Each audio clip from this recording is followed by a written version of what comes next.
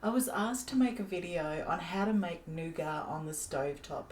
Here's my method. It couldn't be easier. Okay, so we've got egg whites.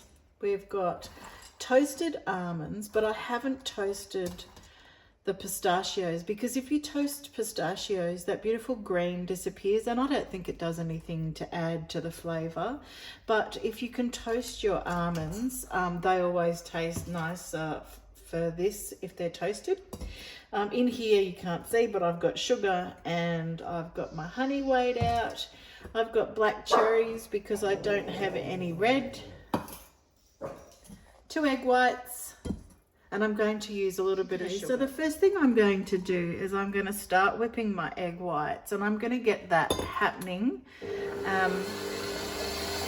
So I'm going to whip that until they're foamy.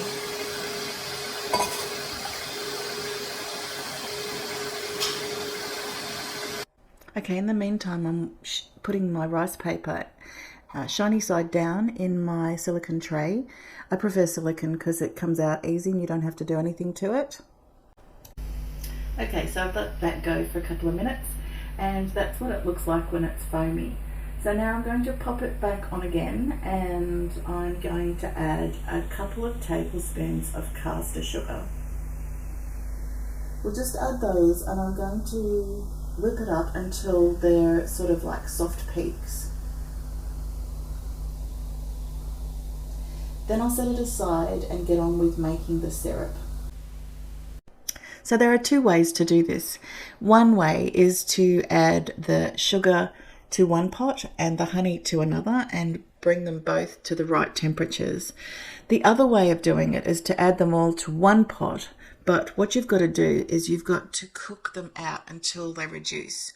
The honey has to change composition, if you like. What you're doing is you've got to cook it off until as much of the liquid disappears out of the honey. So you're just ending up with sort of a thicker, reduced product, I suppose. If you leave a lot of the water in with the honey, then you'll end up with the sugar being at the right atmosphere for it to suck moisture out of the air so that it will end up being soft. So I'm setting my my temperature probe to 140 degrees. But I've got my pot on really low, so I'm going to slowly bring it to temperature so that it's reducing at the same time. So here you want to be mixing. You can't really go too far away. You don't want the honey to settle on the bottom of the pan. So I'm mixing now until all the sugar grains have dissolved and the honey will start to bubble. You can see it's melting now, but it's still not at a temperature where it's reduced or bubbled.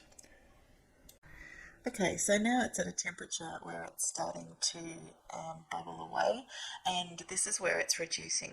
I can see on the temperature probe it's 125 degrees, so it's not at 140 yet, and you want to do this slowly so that you're reducing it. So keep stirring. I know it's boring, but you've got to keep stirring. Make sure that you use a spatula that can handle the heat. Also make sure that your pot's large enough so that if it does bubble up, it'll stay contained. This pot's a 4-litre pot, so I know that it won't bubble up and go over the edge. Okay, so we're almost there. You'll notice that when you use a probe like this and you keep stirring, your temperature will fluctuate up and down.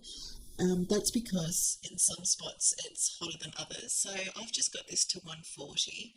Now what I'm going to do is I'm going to turn it down just a little bit, and I'm going to get it to go to 160. So 160 is a temperature that will make sure that your Tyrone or your nougat is at the right temperature for it to be a little bit firmer. But you've got to do this slowly so that you're reducing the liquid out of the honey. Of course, you can use glucose instead of honey as well. Okay, so we're nearing 160. So remember what I said, you've got to give it a stir to make sure that the whole mix is at 160.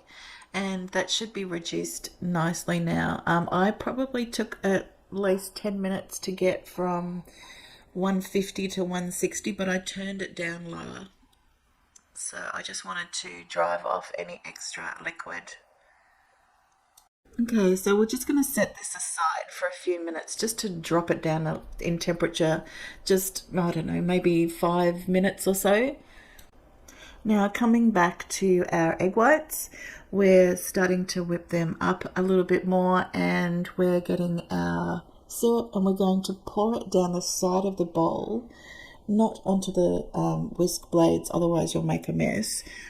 But you can see that syrup now is reduced quite a bit, and the colour of it's dark because of the honey, and the honey that I chose to use because it's a darker coloured honey. If you use glucose, of course, you'll get whiter, but this will actually lighten up as you whip it.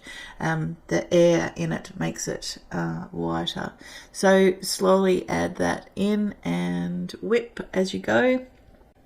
Okay, so we allow that to whip a little bit longer until it cools, and while that's doing that, I'm warming the nuts in the oven so that when I add them to this mix, they're not cold and turning the mixture solid, if you like. It helps with the consistency of it to get it out.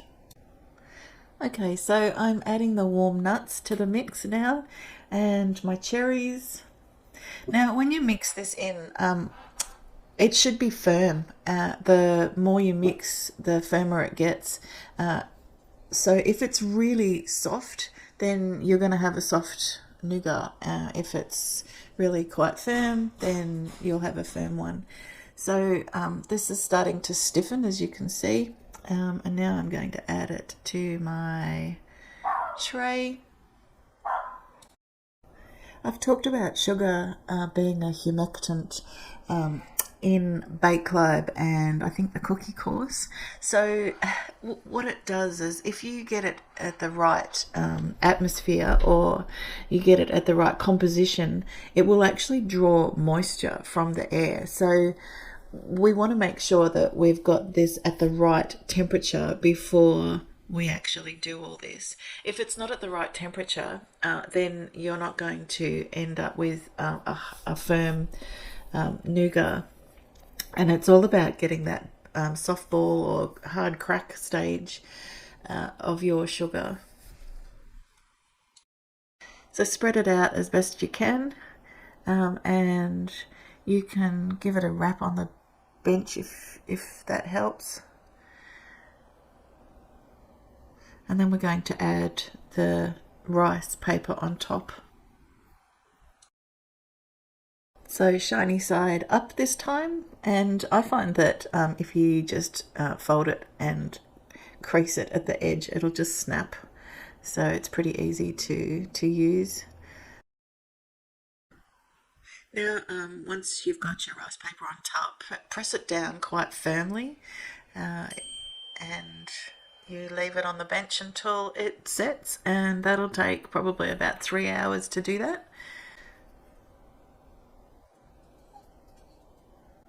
So if you want really hard nougat, the one that you have to get a little pick to, then you need to keep your honey and your sugar syrup separate. Otherwise the honey will burn by the time the sugar syrup gets to the right temperature.